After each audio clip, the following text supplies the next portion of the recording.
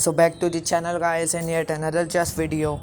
And today in this video I am back with another masterpiece game of mine, in which in this game I did a really well planned king hunt, and I finally checkmated my opponent's king in the center of the board.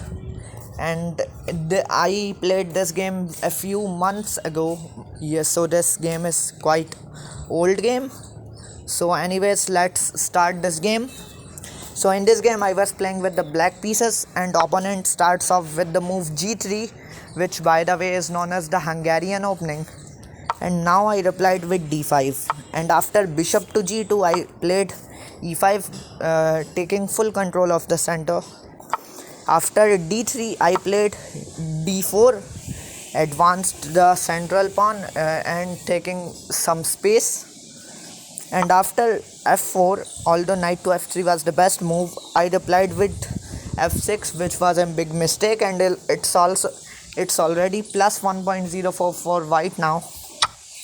And after f takes c5 and f takes c5, we have knight to f3 finally on the board. And I played bishop to d6, defending the pawn. And a white castled, my opponent castled kingside. And now I pushed c6. After bishop to g5, attacking, gaining a tempo over my queen, I interposed my knight between the queen and the bishop via knight to f6. After knight b to d2, I played h6, trying to kick away the bishop. Bishop takes f6 is on the board, and now I captured with the g pawn via g takes on f6, because had I captured with the queen, I was afraid of knight to e4 fork, which simultaneously attacks my queen and the bishop, and I would have moved my queen, and I would have given away the bishop for the knight, which would have been actually better for me. So anyways, after bishop takes f6 and g takes f6, knight e4 is on the board. And now I played bishop to e6, and it's already plus 3.38 for white now, which is like a winning advantage. It means that white is slightly up a piece, because my bishop is really garbage piece in this position. So my opponent made a mistake by playing knight takes on d6 check, which was a mistake, because you should never trade your good knight for your opponent's bad bishop, or your good bishop for your opponent's knight. So or a good bishop for your opponent's bad knight.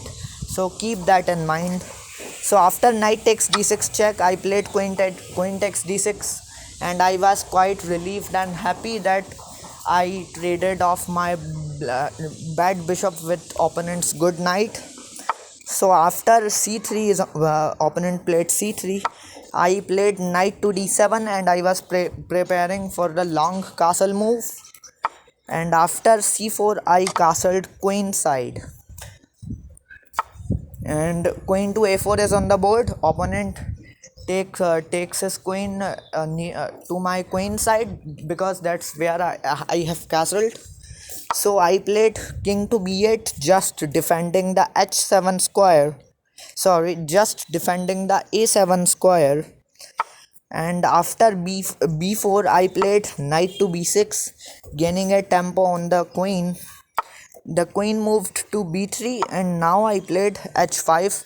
I also continued my attack.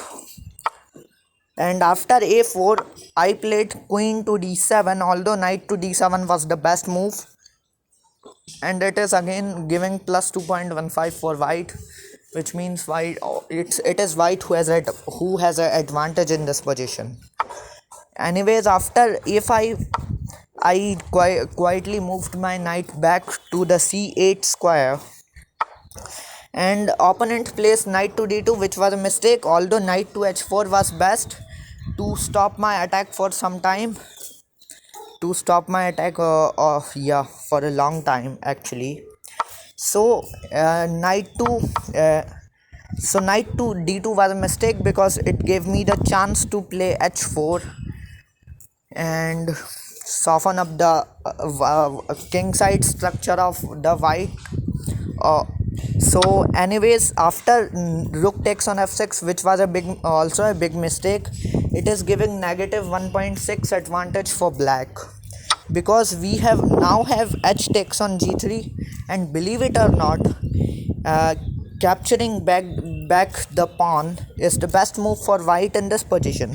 But opponent makes a blunder, he plays h3, and now it's already negative 10.1 advantage for black. Now means black is completely winning.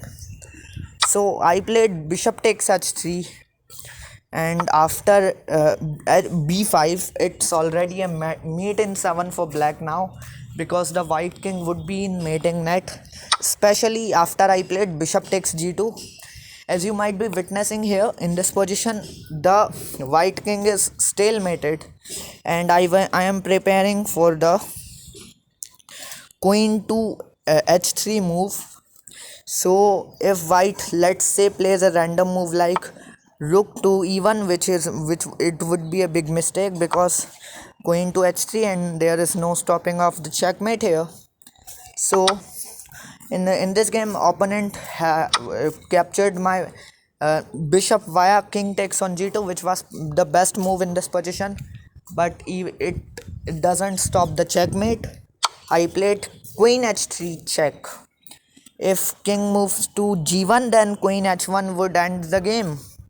So king had to move to f3, and I played g2 check, and opponent placed king to e4. Although king to f2 was a fighting chance for my opponent, although it also gives a mate in 3, but still I played rook to h4 check now, forcing the king to take the e5 pawn via king takes on e5, and it's already a mate in 2 now.